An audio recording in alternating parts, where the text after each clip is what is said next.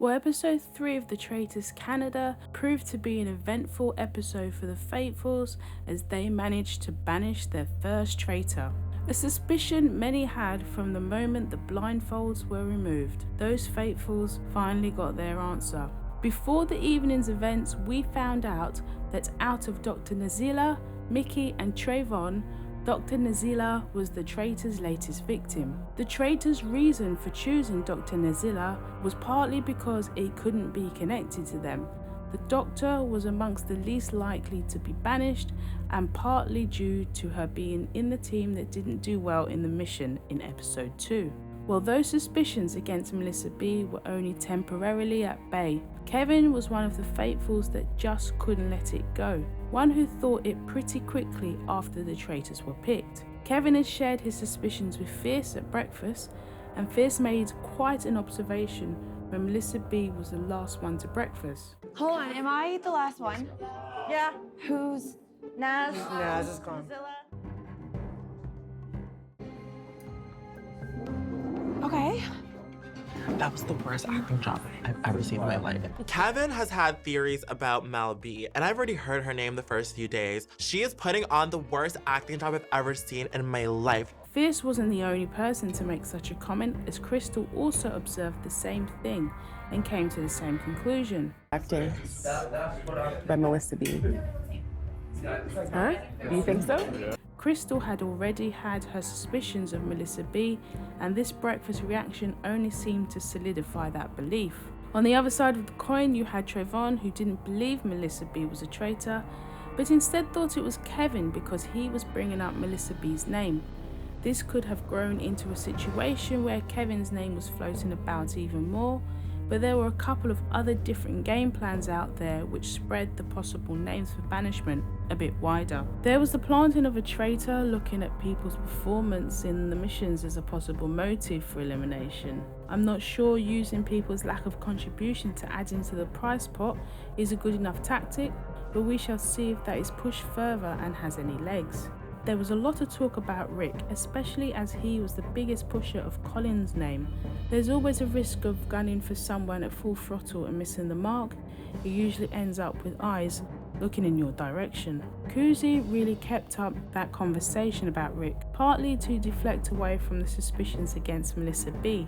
If Kuzi pushes Rick's name too hard, she might find herself in a similar situation of suspicion. What I was thinking about before breakfast was that I might frame Crystal today. I questioned Melissa B's plan to try and shift things to Crystal. Is not a name we've heard others mention before, so was there something we're not privy to that would make Melissa B think this plan would work? Well, I was amazed there were some that bought the theory that Crystal was a traitor and actually voted for her at the round table. This will be one to watch to see if those suspicions continue.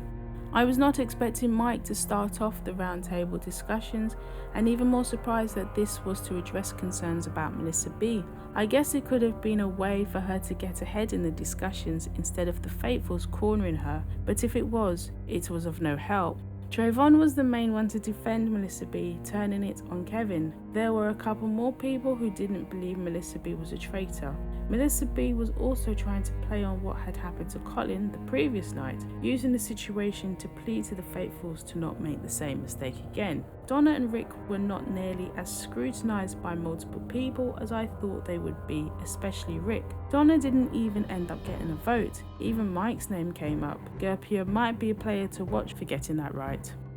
I don't blame Kuzi and Mike for voting for Melissa B. She wasn't playing the role very well, and she seemed to get worse as the day went on. Melissa B seemed borderline frantic when defending herself, and maybe the feeling of being overwhelmed heightened her behavior. Known that people are talking about me and I'm running around like a chick with my head cut off. Oh, I feel like you're panicking. I feel like what I sense is you're panicking and you're running around and you're inputting, you're trying to defend something. It was best for both Kuzi and Mike to vote her out, as they could only try to help for so long, but Melissa B didn't end up helping herself much. Her efforts were too late and in vain. She might have been able to flip a couple more votes, but for some, Melissa B was their first suspicion from the start, and they would have been hard to budge. Kuzi and Mike have the option to either recruit or murder. I always think it's best for the traitors to murder straight after one of their own is banished. Take control of the game and dwindle the numbers. Seeing as it would be a recruitment and not a blackmail, the chosen faithful can refuse, and it doesn't necessarily put the traitors in a good position because they won't be able to murder. Despite this, choosing recruitment can work in a couple of ways. If you want to use the recruited faithful as bait for banishment, or the refused recruitment can lead to suspicions and the banishment of a faithful if you float the idea that there could have been a recruitment. No choice is guaranteed, that's why I would pick the opportunity to murder, as that is the one thing the traitors can control in this scenario. Let's see in episode 4 which choice they make and who would be the chosen faithful.